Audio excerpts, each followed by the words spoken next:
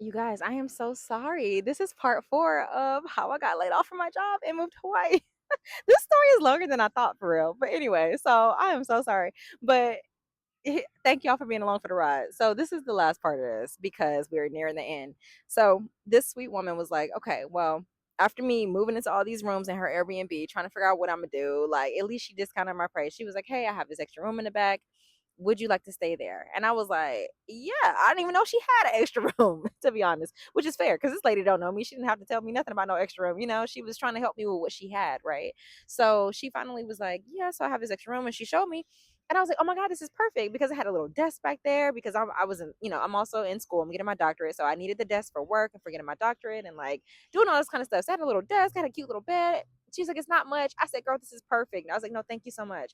So she discounted the price for me so that I was still paying her, daily, but I would pay her for the week. I would just be like, we'll calculate for the week and I'll just pay her for the whole week.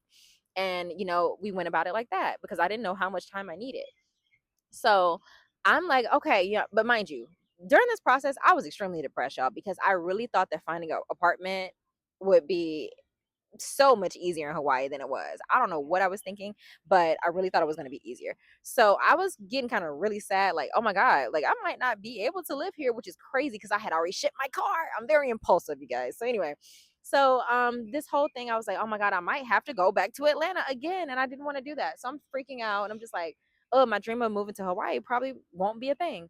So I'm sitting here paying this woman weekly to stay in her place, and I'm like crying every night. I'm not even kidding y'all. I was crying every night, just like, God, please help me find a place. I toured most of the places in Hawaii. Mind you, I'm on Oahu, the island. So toured so many of the places, and when I was showing up to these tours, y'all, it was like minimum 10 people at every tour. Like it was so competitive. So I just didn't know what I was gonna do. So, and mind you, I don't have that much money in my bank account, so I can't even prove to them that I'm worthy of the apartment. So finally, I get to this one apartment, and because I saw it on Zillow, and I was like, you know what? I'm gonna try. The rent was crazy, but I was like, again, I'm gonna try, right? I'm just gonna do it. Just like how I applied for that Hawaii job, and I was like, oh, I don't have my social number, but I'm gonna try anyway. I just was like, all right, I'm gonna just apply for this apartment. It's expensive. I don't think I have the money for it, but I'm gonna see what's gonna happen.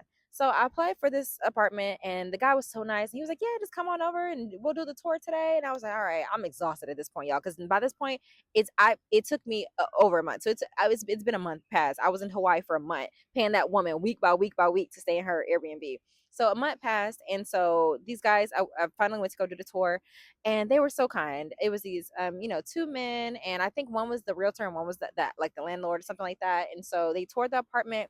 I felt so much love from them because some of the places I've been touring in Hawaii, I'm not gonna even hold y'all as a black woman. I'm seeing like a little bit of racism in some of the apartments that I toured because they would act like they wouldn't even want to show me the place. As soon as I showed up, they were like, "Oh God!" And so just like, "Oh, this is this, this is this. Are you done?" Like type stuff. So with these guys, they were two Asian men, but I felt so welcome. They were showing me everything. They were like, "Yeah, you could put this here and this here," and I was like, "Oh, I was seeing it in my head, but the price, I was like, oh, I don't even know if I can afford this apartment." And so finally, it got to the point where I went home and I was looking at it to see if I wanted to put in the application. And mind y'all, I was spending so much money on application fees for applying to apartments for that whole month too. So my funds again were getting low. So I thought about it and I was like, you know what? I just started crying because I was like, even if I do get this apartment, how am I gonna pay this rent? Because it was crazy. And so I was like, you know what? I started crying. I was doing the application while I was crying. I was like, you know what? Whatever. I'm just gonna apply. And right after I did the application, I hit send and paid my little fee, and I text my little brother. And so I'm gonna insert it in here somewhere because it was a text, and I sent my brother, and I was like, you know what? I said I'm depressed. I'm coming home. I just gave up, and I was like, I'm going back to Atlanta. And so I cried myself to sleep that night, and the next morning I woke up and I had a message from the landlord. And they were like, they sent, I'm gonna insert another picture because they were so sweet and they were just saying all this stuff about like my character, saying they know that I'm getting my doctorate and they know I'm strong willed and just all these kind words that I was not expecting after this long month and this long journey of like trying to get here. So they were so sweet and they were like, we really want to give you the apartment.